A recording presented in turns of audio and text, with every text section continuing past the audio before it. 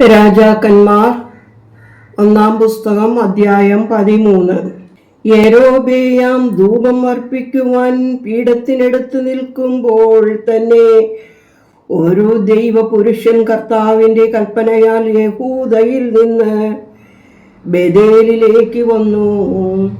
അവൻ ദൈവകൽപ്പനയാൽ യാഗപീഠത്തോട്, യാഗപീഠമേ കർത്താവ് പ്രകാരം അരുളി ചെയ്യുന്നു, ദാവീദ് ഗൃഹത്തിൽ യോശിയ എന്നു പേരുള്ള ഒരു മകൻ ജനിക്കും.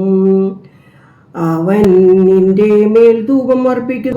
പൂജാഗിരി പുരോഹിതന്മാരെ നിന്റെ മേൽ വച്ചറുക്കുകയും മനുഷ്യാസ്തികളെ നിന്റെ മേൽ ചുട്ടുകളയുകയും ചെയ്യും എന്ന് വിളിച്ചു പറഞ്ഞു. അവനന്ന് ഒരടയാളവും കൊടുത്തു.